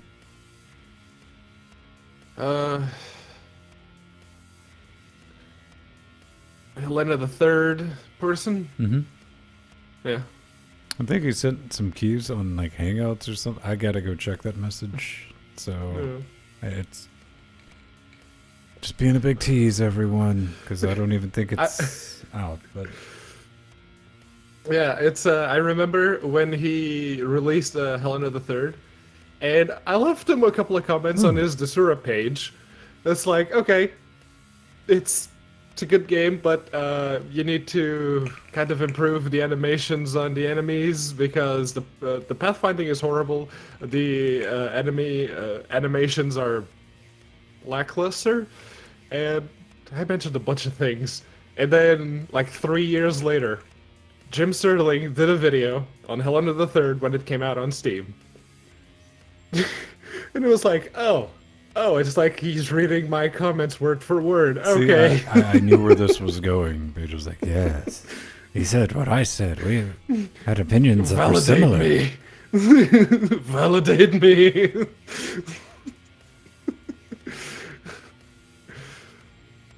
The other one was Yahtzee with Freedom Planet.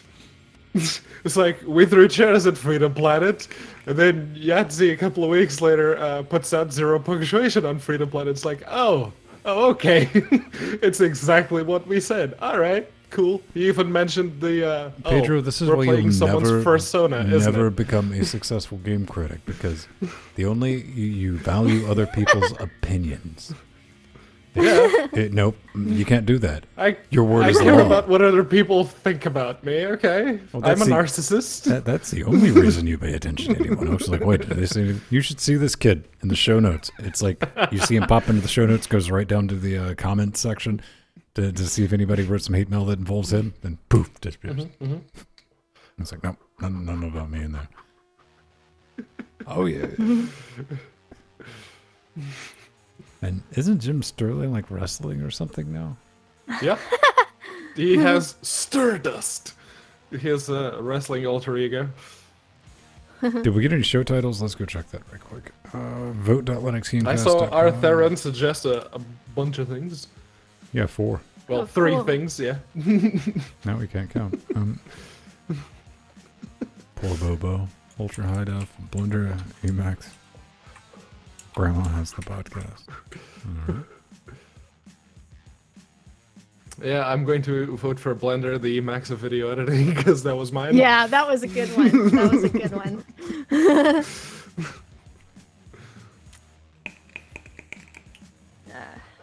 Yeah, darn it. There was one thing I forgot to put in the Blender one.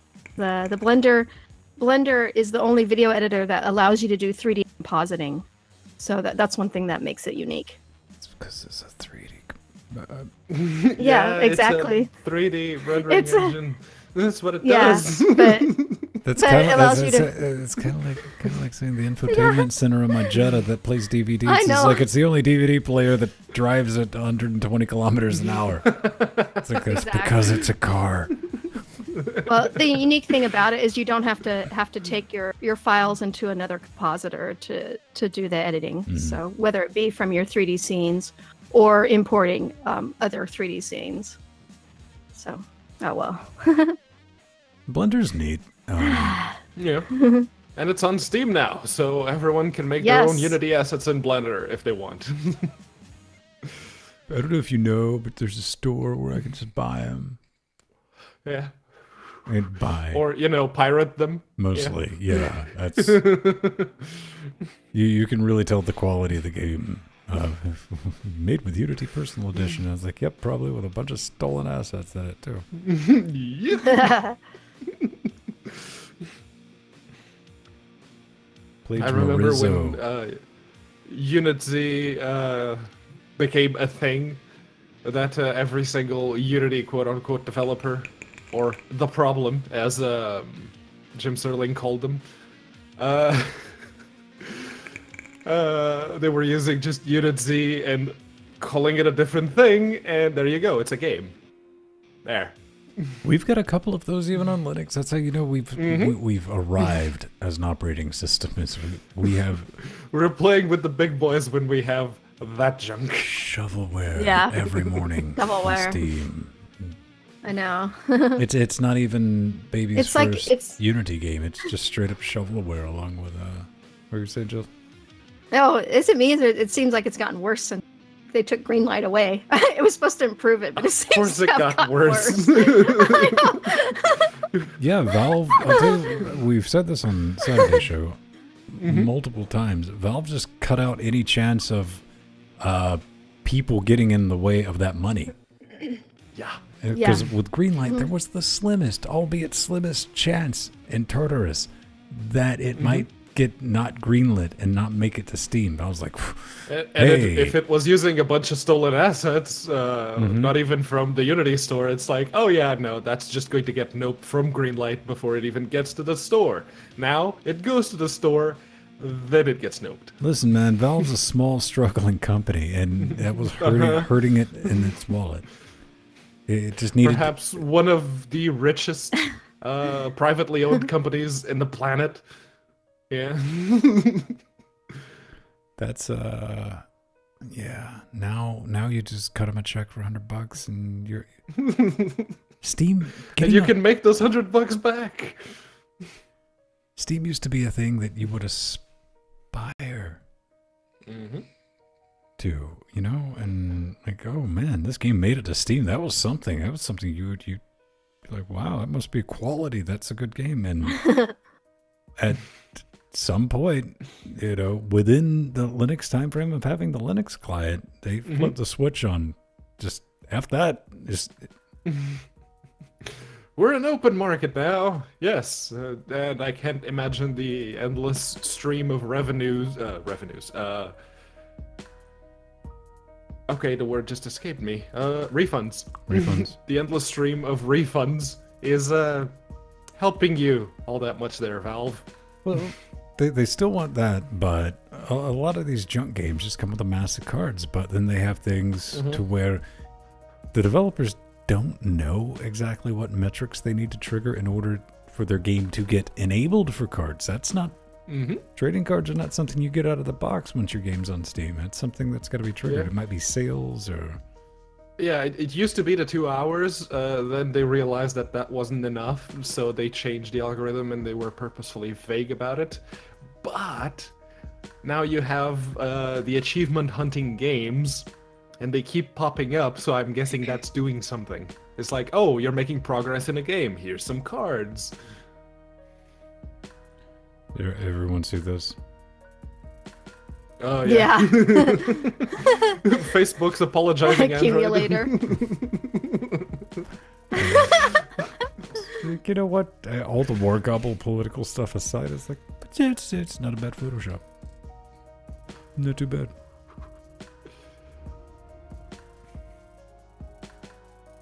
But yeah, Valve's crack. We're going to be talking about that business on the Saturday. All about that business. With Steam's new privacy, like Me Too. Yep. Don't come after us. Thanks, Facebook. Appreciate it. All right, grab a drink. We'll hang out for about maybe another 5 minutes, 5 to 8 minutes, and we're gonna bounce out of here. Yes.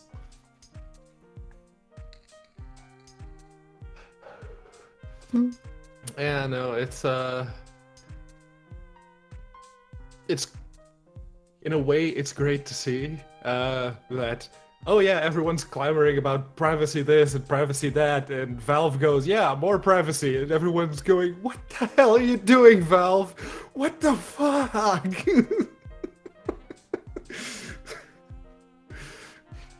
Yeah. Yeah. It's like all the YouTubers that do videos on Steam Direct and the insane amounts of crappy video games hitting Steam. It's like, I don't know how to react to this. Part of me is going, yeah, privacy, good, yay. The other part of me is going, oh, SteamDB and Steam Spy are basically going the way of the dodo because of this. Yeah. Oh, crap. Crap. Yeah.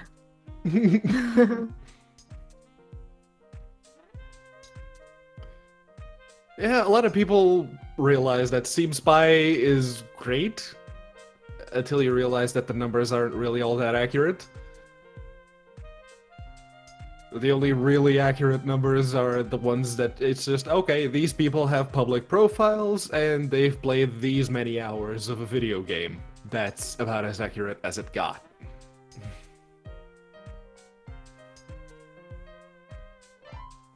Mm. Yeah.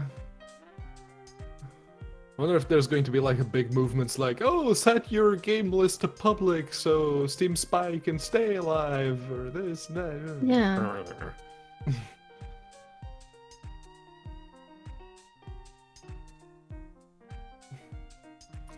Steam shutting DB. down the, yeah, basically introducing privacy and killing Steam Spy and Steam DB in the process. Mm-hmm. I mean, SteamDB, they put out an announcement saying that the changes greatly affect their ability to show accurate statistics, or about as accurate as they could have them. they put out a tweet that said, basically, it's like, we can't get any data now. Yeah. So, poof. I don't think SteamDB would be done because... If Valve keeps the APIs for the store as they currently are, which I guess they would need to unless they significantly change Steam CMD, then yeah, the repo exploration functionality that SteamDB offers, that should still be there. It's just like people currently playing this game. How's it trending? How's it doing? All that. That is just gone now.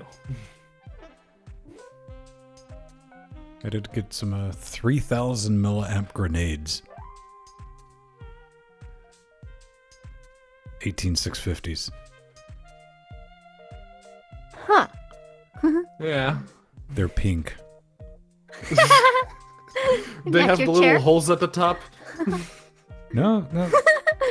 They don't have any holes. They take 6 hours to charge. Oh, wow. But then again, each pile is 3,000 milliamps. Yeah.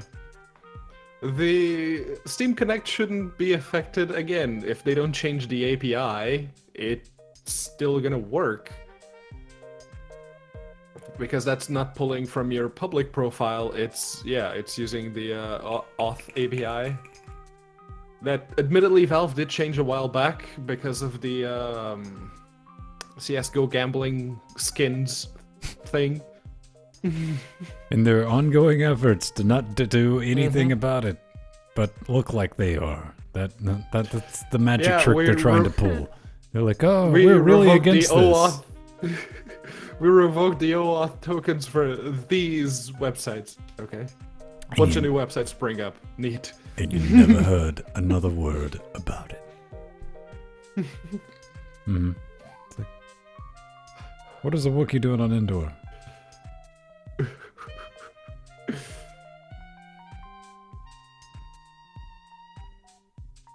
I don't know.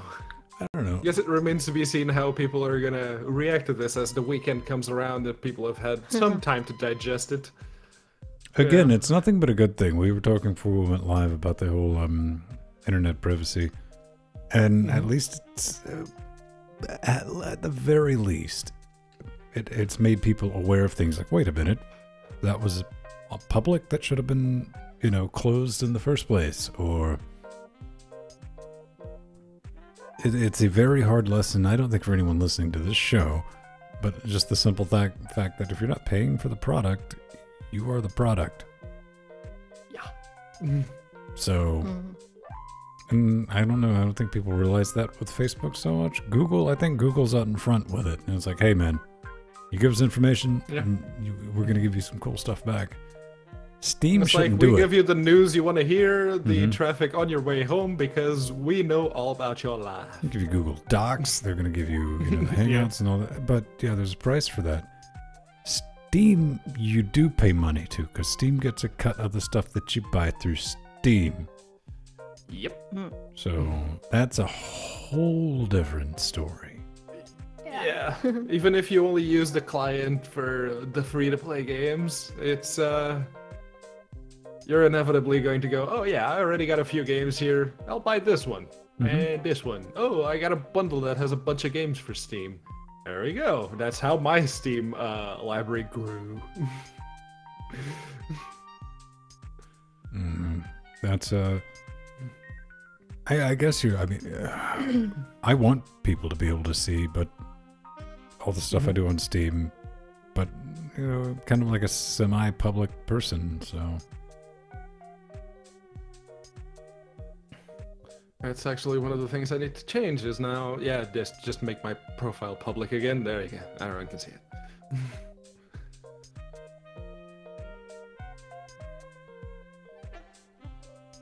Yeah, I mean, Facebook's going to Facebook. I mean, it's a soulless corporation. What do you expect?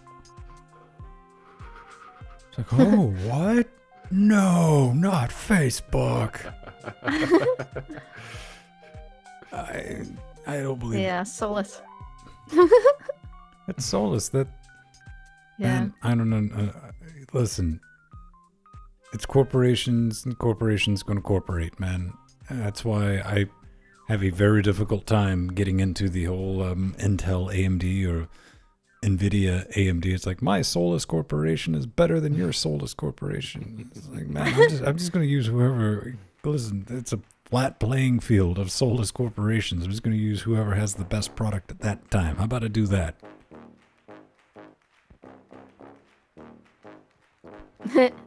Or soulless, S-O-L-U-S. No. Great.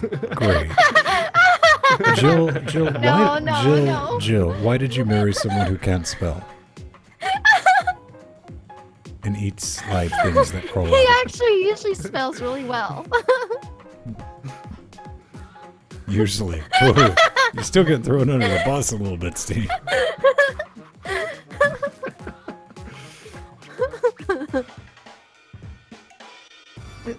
I'm just giving you a hard time, Steve. You know that. Poor Boo Boo.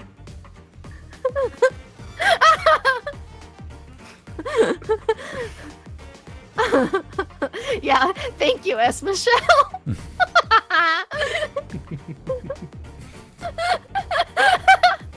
No, Steve Husband knows what soul is.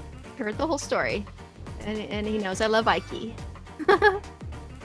Ike, I don't know if you're listening, man. I'm really liking those vanity pictures you've been putting out lately, man. Pretty hot. Oh yeah.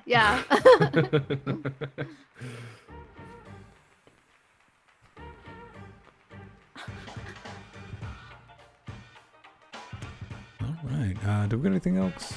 What do we got? Thursday coming up. Thursday's the tomorrow day. Yeah. Yes. You got There will be possibly some Canada.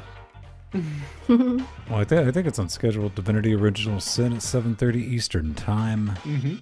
yeah, Jordan and the Sandman. They're doing it. I don't like that particular game, but we'll listen to them play. You know, 'cause they throw figure it Jordan and Sandy at a game, and there's about to be something remotely interesting happening. Checkers. Even if they are just making Bush jokes. out. Checkers. They are so fun together. They have really good chemistry. That's not chemistry. They're Canadian. They're related. All Canadians are related.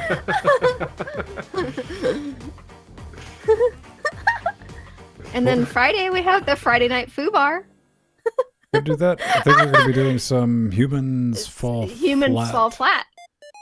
Followed by yet to be determined. There's a couple other things that I'm thinking about playing with, but you'll get a notification on the patrons. That's for the patrons. We'll have a stream for that. And what'd you say? Oh, empty. They're looking for they wanted to try like a multi-player something extra mod for it, so you could very well join them. In the multiplayer. I don't know what. You'd have to talk to the Canadians about that. I don't speak Canadian on Wednesdays, or I would ask. That's an ethical choice I've made. And then there's the big show on Saturday. LGC. And after the big show, we're going to do a Linux Gamecast Weekly. Yes. The pre-pre super chosen is Yes. it's a thing. It's a thing. It's like 60 episodes in. If you like the audio content that we put out, you're like, these Yahoos are tolerable and I can put up with them. There's like 60 hours of content for patrons. You get like we got to remember to show that off at like once at least, because you do get a custom RSS feed that you can put into, iTunes or any podcatcher that you use. That will just automatically give you access to all the pre super shows, and it's like, what is that really? It's what passes for a production meeting about this show Saturday, what we're doing Tuesdays, what we're doing on Thursdays. Pedro and I, or just Pedro, I might just throw Pedro under the bus. Like, Pedro, you're back to streaming on Tuesdays by your damn self, son. I'm gonna get a day off. Could happen. Yeah. Oh, and Pedro does an excellent job, though. I always loved it when he did his own game streams. You explain the games really well, and you're constantly, talking about the subject. I thought the Sultan Sanctuary one was my good favorite because I made it a point out of showing you all the bosses, including the optional ones. Yes. And about as much of the covenants as I could join with that character. Mm-hmm. Well, Steve Husband really enjoyed watching those as well. See, okay. You had us fooled. You had me fooled until you threw Steve in there, and I was like, come on now.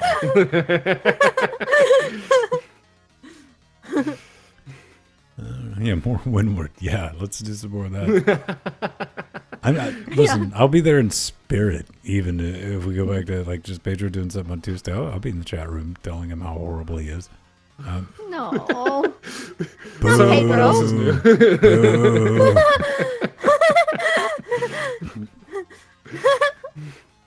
You want to see my packer?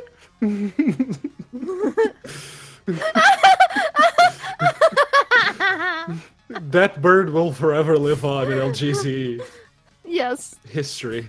This is very true. And that's by far not the worst thing we've come up with, or not come up with. What's the word? Revealed to the world. Adopted. Yeah. Bye, Arthurian. All right, identify right there. We're about to bounce ourselves. See you, Arthur. All right, beautiful people. We'll see you Thursday and Saturday. Then again on Friday, which you need a time machine for that one, because I forgot about Friday before I said Saturday. If you're a time traveler, meet us here last Wednesday. We did something yesterday that took us 22 weeks to do, and we finished it. We completed Half-Life 2 using the Synergy mod, so we're doing cooperative mode on hard. We didn't do easy, and we beat it. So maybe next week, episode 3 is coming out. We got our fingers crossed. We're looking forward to it, because it kind of ended on a cliffhanger. We're not sure how this is going to end, but yeah, that's going to be the thing. Maybe Gaben will have been watching. Is gonna go like, you know what? Just put it out. Yes. That'll be a thing. All right, love you. Cheers. Bye bye. Peace. Bye, everyone. Bye, chat room.